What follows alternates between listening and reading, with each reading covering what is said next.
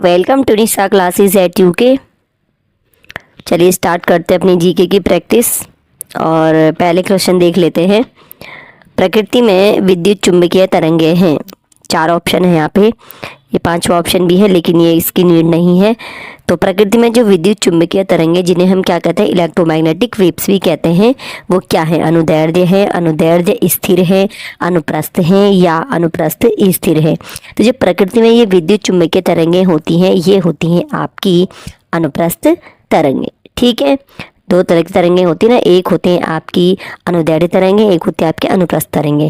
तो जो विद्युत चुंबकीय तरंगे होती हैं, ये होती हैं आपकी अनुप्रस्थ तरंगे। एक अनुदैर्ध्य तरंगे जो होती हैं, आपने देखा होगा कि अगर आप साइंस बैकग्राउंड से आप जानते होंगे, इसमें जो है जो आपके जो कण कंपन करते हैं वो तरंग संचरण की दिशा के लंबवत कंपन करते हैं, इस डायरेक्शन में जो ऐसे कंपन करते हैं। और जो आपका अनुदैर्ध्य तरंगे होती है ना, उनमें जो कंपन होता है वो कुछ ऐसे ऐसे कंपन होता है। ठीक है, खैर ये तो बड़ी अलग चीज़ें हैं, लेकिन जो क्वेश्चन था उसका आंसर यही है कि इलेक्ट्रोमैग्नेटिक वेव्स आपके क्या होता है, अनुप्रस्थ, जिसे हम क्या कहते हैं, ट्रांसवर्स भी कहते हैं। नेक्स्ट क्वेश्चन है, निम्नलिखित में से कौन सा प्रोटीन है? रेयॉन, टेरिकॉटन, प्राकृतिक रेशम या नायलॉन? हमें बताना है कि इसमें प्रोटीन कौन सा है। तो यहाँ पे जो ऑप्शन हमारा ऑप्शन नंबर सी प्राकृतिक रेशम है, ये क्या है? एक प्रोटीन है। चलिए नेक्स्ट क्वेश्चन, भारत के राष्ट्रपति चुने जाने वाले पहले भारत रत्न पुरस्कार विजेता कौन थे? तो जो व्यक्ति भारत के राष्ट्रपति चुनेंगे, वो पहला व्यक्ति ऐसा कौन था जिसे भारत रत्न मिला और वो भारत के राष्ट्रपति चुनेंगे?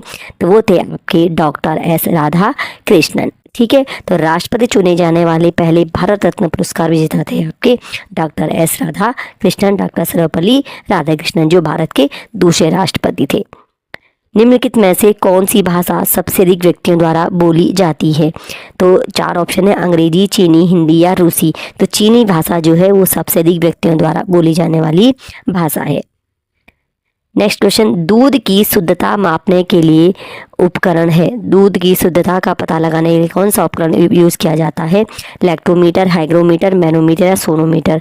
तो दूध की शुद्धता मापते हैं हम आपके लैक्टोमीटर से। ठीक है, चलिए नेक्स्ट क्वेश्चन, शहीद दिवस कब मनाया जाता है? 30 जनवरी, 5 सितंबर, 2 अक्टूबर या 7 दिसंबर?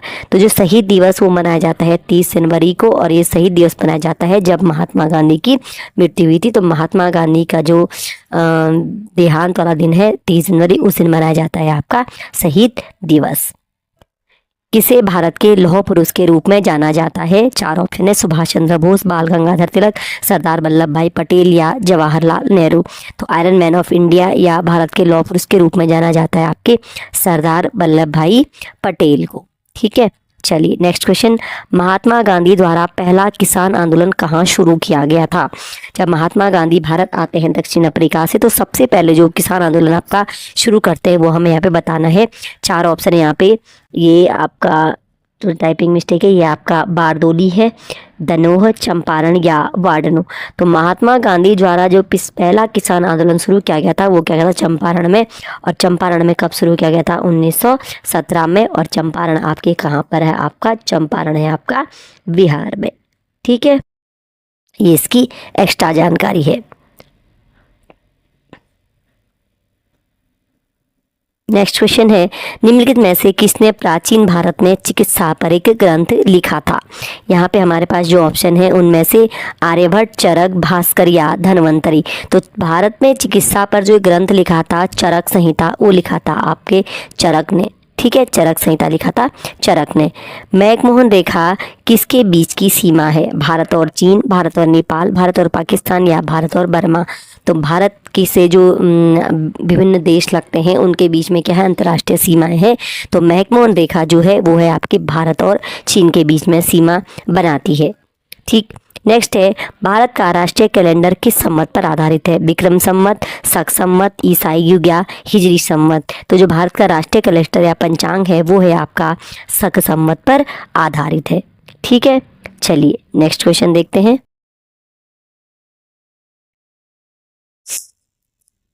इलेक्ट्रॉनिक्स में सोल्डरिंग प्रक्रिया में सोल्डर के रूप में प्रायः कौन से पदार्थ प्रयोग में लाए जाते हैं? सभी जानते होंगे कि जब हम धातुओं को दो जोड़ते हैं तो क्या करते हैं, सोल्डरिंग का यूज़ करते हैं ना। तो सोल्डरिंग के लिए हम कौन सा पदार्थ यूज़ करते हैं?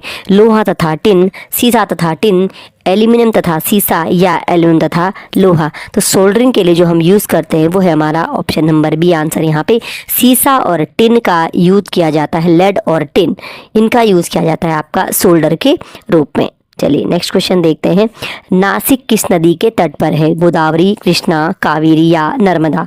तो नासिक जो आपके कहाँ है, कौन से राज्य में है नासिक? नासिक हमारा है महाराष्ट्र में, और नासिक बसा है आपका गोदावरी नदी के तट पर, यानी ऑप्शन नंबर ए इसका सही आंसर हो जाता है। चलिए नेक्स्ट क्वेश्चन देख लेते हैं। भारतीय संविधान के किस अनुच्छेद में भारतीय नागरिकों के मूल कर्तव्य शामिल है? तो यहाँ पे आपको आंसर दिख गया होगा।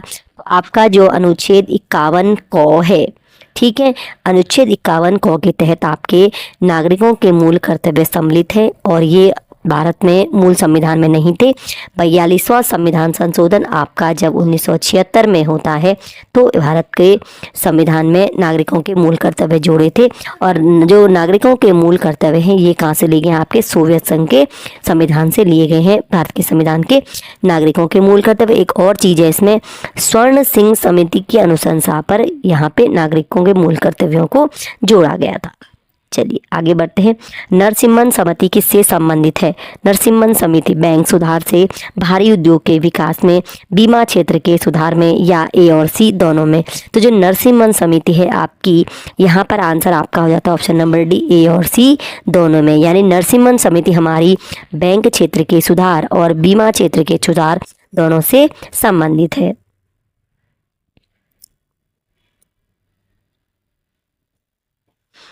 तो जो नरसिम्हन समिति है हमारी, ये है आपके बैंक क्षेत्र में सुधार से संबंधित है नरसिम्हन समिति।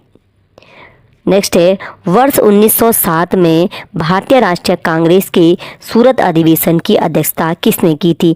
1907 में होता है आपका कांग्रेस का सूरत अधिवेशन, हमें बताना है कि उसकी अध्यक्षता किसने की थी। और ये जो आपका सूरत अधिवेशन होता है 1907 में, यहाँ पर क्या होता है, गरम दल और नरम दल में फूट पड़ जाती है, यानी कांग्रेस का विभाजन होता है, ठीक है।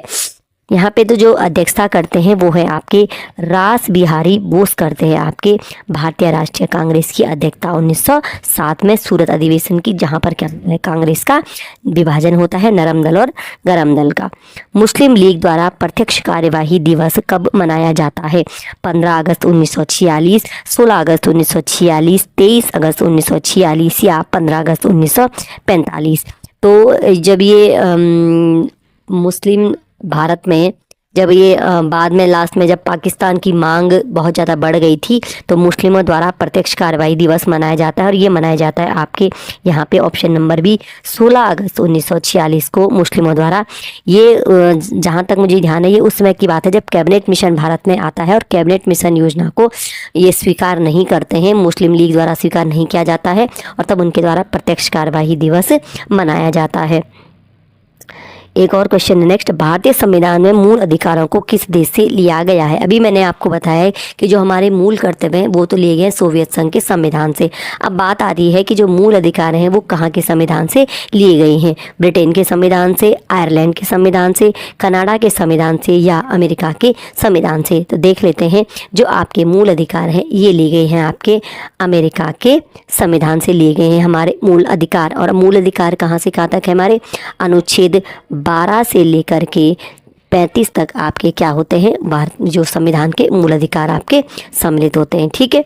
चलिए नेक्स्ट है, वर्ष 1929 के लाहौर अधिवेशन की अध्यक्षता किसने की थी? 1929 में जो रावी नदी के तट पर लाहौर अधिवेशन होता है उसकी जब वहाँ पे संपूर्ण स्वराज के लिए शपथ ली जाती है, तिरंगा लहराया जाता है, तो वहाँ पे जो अधिवेशन होती है उसकी अध्यक्षता कौन करता है? मोतीलाल नेहरू, CR दास, जवाहरलाल नेहरू या महात्मा गांधी?